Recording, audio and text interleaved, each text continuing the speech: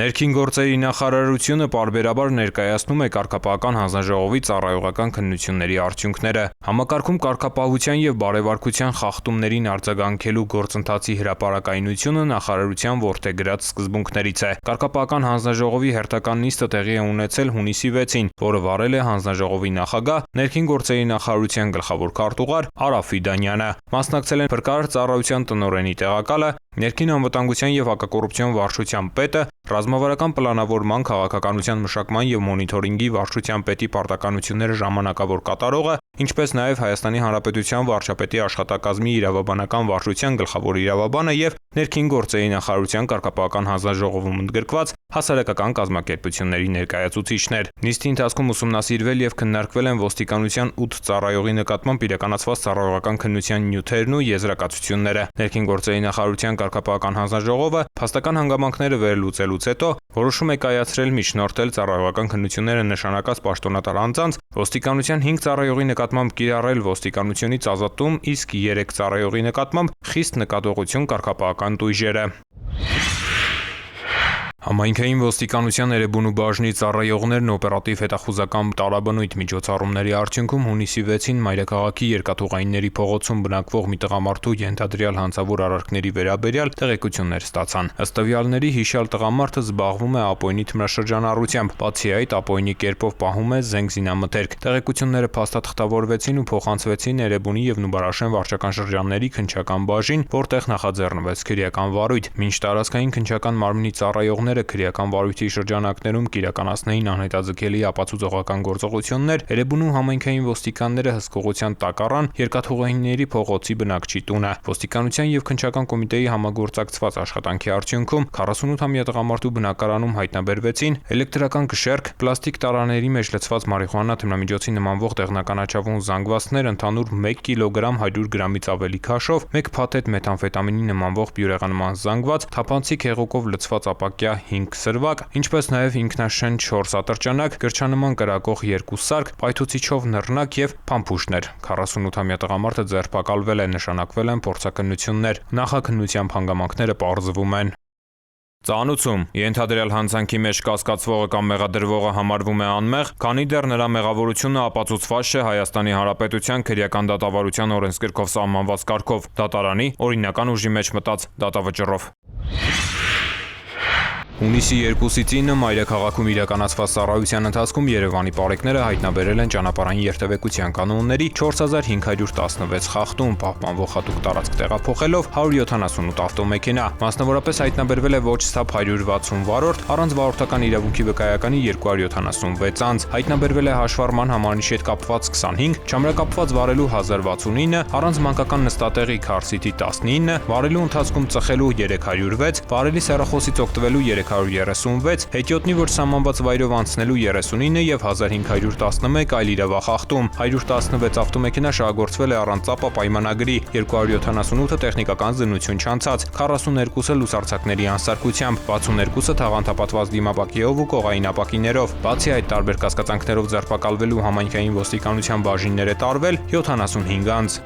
Նույն ժամանակահատվածում մարզերում պարեկները հայտնաբերել են ճանապարհային երթևեկության կանոնների 15930 խախտում, պահպանվող հատուկ տարածքներ տեղափոխելով 253 տրանսպորտային միջոց, հայտնաբերվել է ոչ սթափ 212 վարորդ, առանց վարորդական իրավունքի 590, կեղծ վարորդական իրավունքի վկայականով երթևեկող 3 անձ, հայտնաբերվել են նաև հաշվառման համարնիշի հետ կապված 83, կեղծ հաշվառման համարնիշով երթևեկելու 2, չամրակապված վարելու 4819, առանց մանկական նստատեղի քարսիթի 196, վարելու ընթացքում ծխելու 507, վարելի հեռախոսից օգտվելու 677, հետիոտնի որ սահմանված վայրով անցնելու 22, արագության գերազանցման 1747 եւ 4300 այլ իրավախախտում, 458 ավտոմեքենա շահագործվել է առանց ԱՊԱ պայմանագրի, 1851-ը տեխնիկական զննություն չանցած, 296-ը լուսարձակների անսարքությամբ, այդ թվում 7 բեռնատար, 213-ը տաղանթապատված դիմապակիով եւ կողային ապակիներով։ Բացի այդ տարբեր կասկածանքներով ձերբակալվելու համայնքային ոստիկանության տարածքային բաժիններ է տարվել 27 անձ։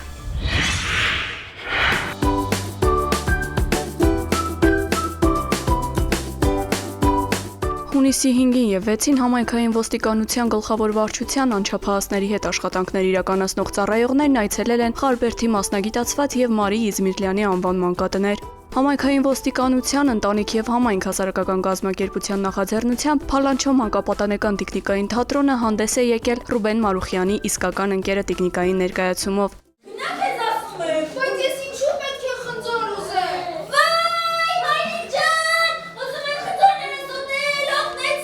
Բայց ոչինչ, ես կգտնեմ իմ իսկական ընկերոջը։ Նախաձեռնության նպատակն էր երեխաներին պարգևել դրական հույզեր, առավել հետաքրքրացնել նրանց առօրյան եւ շեշտադրել իսկական ընկերության արժեքը։ Ներկայացումից հետո երեխաները շփվել են ոստիկանության ծառայողների հետ, ուղղել իրենց հետաքրքրող հարցերը։ Նմանօրինակ նախաձեռնությունները շարունակական են, նպատակ ունենալով աջակցել երեխաների հոգեբանական եւ սոցիալական զարգացմանը։ Կյանքն անգին է։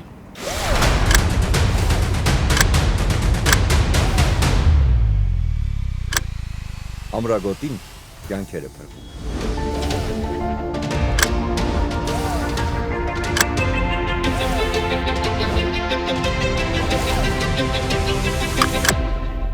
Ամրագոտին կյանքեր է փրկում։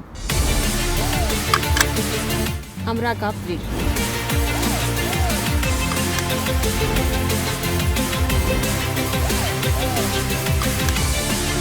Ամրագոտին կյանք է փրկում։ Ամրագոտին կյանք է փրկում։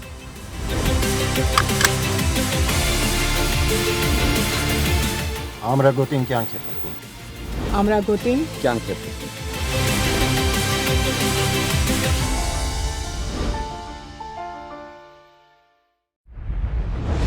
Կառավարությունն իրազեկում է։ Հարգելի քաղաքացիներ, հունիսի 1-ից սեպտեմբերի 30-ը հանրապետության տարածքում համարվում է հրդեհավտանգ ժամանակաշրջան։ Կարևոր է այդ ընթացքում հատուկ ուշադրություն դարձնել հրդեհների կանխարգելմանը եւ բնակչության շրջանում բացատրական աշխատանքներին։ Անտառային եւ բուսածածկ տարածքներում հրդեհներից խուսափելու համար արգելվում է չնախատեսված տեղերում վառել խարույկ, նետել այրվող լուծկի, չմարվող ծխախոտի մնացորդ, վառելիքով լիցքավորված ավտոմեքենաների շրջակայքում ծխել եւ օգտվել բաց կրակից, այրել չոր խոտ կամ խոզան, արևով լուսավորվող բացատներում թողնել շշեր, ապակու կտորներ, քանի որ դրանք կարող են ֆոկուսացնել ճառագայթները, վերածվելով հրկիզող ոսպնյակների։ Հարգելի քաղաքացիներ, հրդեհի փոքր օջախի հայտնաբերման դեպքում փորձեք հանգցնել այն, օգտագործելով կրակմարիչներ, բահեր կամ ծառերի ճյուղերի կապուկ, թացակուստ, ամուր կտոր։ Պետք է համոզվել, որ կրակը մարվել է եւ կրկին բորբոքման սպառնալիք չկա։ Պահպանելով հրդեհային անվտանգության կանոնները դուք կօգնեք հրշեջներին, գիտակցելով, որ չնայած նրանց 24-ժամյա անձնվիրաբար ծառայությանը, անտառն ամբողջությամբ եւ մշտապես ուշադրության կենտրոնում պահելն անհնար է։ Որպես հիշեցում, վարչական իրավախախտումների մասին Հայաստանի Հանրապետության օրենսգիրքը սահմանում է հրկիզման կամ կրակի հետ անփույթ վարվելու հետևանքով անտառներում ծառերը, թփերը, մշակաբույսերը ոչնչացնելը կամ վնասելն առաջացնում է նվազագույն աշխատավարձի մինչև 150 պատիկի չափով տուգանք։ Խոզանները, բուսական մնացորդները ու չորացած բուսականությամբ տարածքները, արոտավայրերի ու խոթարքների բուսականությունը, գյուղատնտեսական, անտառամերձ, անտառային եւ բնության հատուկ պահպանվող տարածքների հողերում այրելը սահմանված նվազագույն աշխատավարձի 50 պատիկից 300 պատիկի չափով։ Հարգելի քաղաքացիներ, եթե նկատում եք հրդեհ, ապա զանգահարեք 911 հեռախոսահամարին։